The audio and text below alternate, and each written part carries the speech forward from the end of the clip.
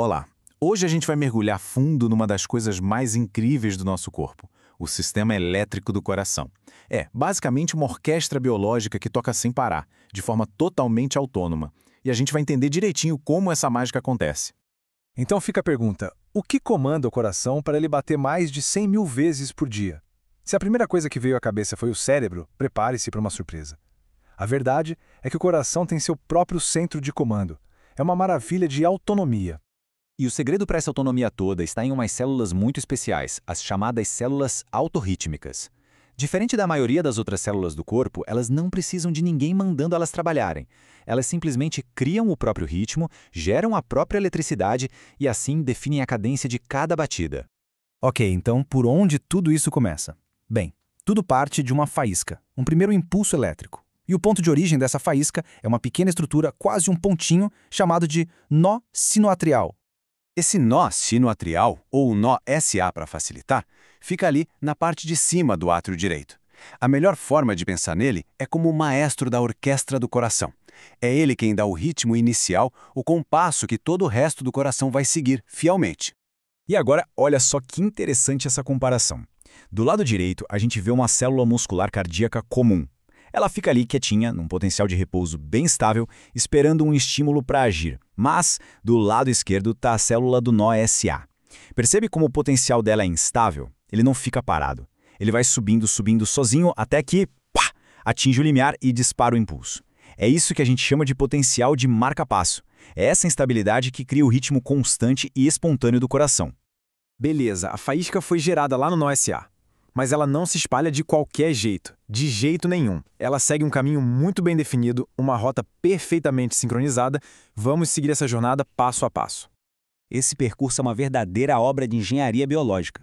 O sinal nasce no nó SA, se espalha pelos átrios fazendo eles contraírem, daí ele chega no nó AV, onde ele dá uma freada de propósito. Depois dessa pausa, ele desce a toda velocidade até a ponta do coração e sobe pelas paredes dos ventrículos.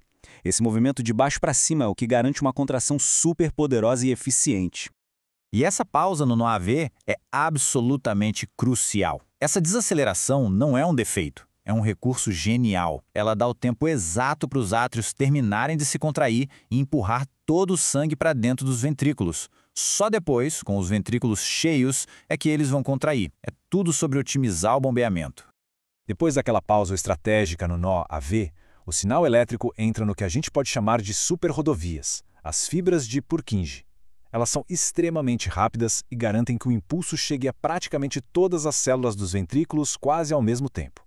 É essa distribuição em massa que permite uma contração ventricular forte, unificada e coordenada. Até agora a gente falou de uma viagem elétrica invisível, mas como é que isso se transforma na batida que a gente sente, no pulso que nos mantém vivos? Agora a gente vai conectar esses dois mundos. É simples, a eletricidade é o gatilho e a contração do músculo é a resposta.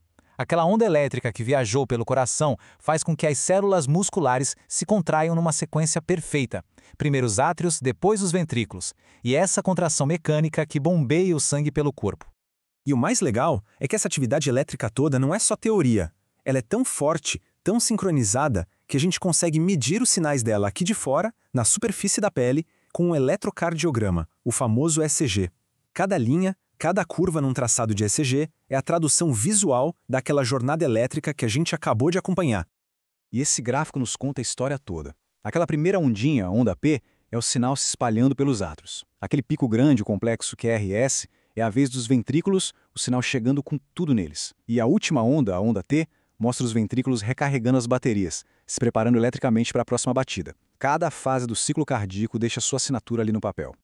Esse sistema todo é incrivelmente organizado e robusto, mas ele não é infalível. Vamos dar uma olhada rápida no que acontece quando essa condução elétrica perfeita se perde e vira um verdadeiro caos. Olha só esse traçado. Isso é uma fibrilação ventricular. Em vez daquele sinal limpo e organizado vindo do nó SA, o que a gente vê é um caos elétrico completo. Com isso, os ventrículos não conseguem mais contrair de forma organizada. Eles só tremem, sem força nenhuma para bombear o sangue. É uma emergência gravíssima, que mostra o quanto um ritmo ordenado é vital. No fim das contas, a grande lição é que, no coração, a organização é tudo. A faísca inicial do nó SA é importante, claro, mas a sequência, o tempo, o caminho que essa faísca percorre, isso é igualmente crucial. Sem essa coordenação perfeita, o coração deixa de ser a bomba que sustenta a nossa vida. Isso tudo nos deixa com uma última pergunta, né? Se o coração é tão autônomo, se ele tem seu próprio maestro, por que ele acelera quando a gente corre ou fica nervoso? Isso mostra que, apesar de autônomo, ele não está totalmente isolado do resto do corpo. Mas a forma como o nosso corpo consegue modular, influenciar esse sistema elétrico tão perfeito, bom, isso já é assunto para uma próxima análise. Obrigado pela companhia.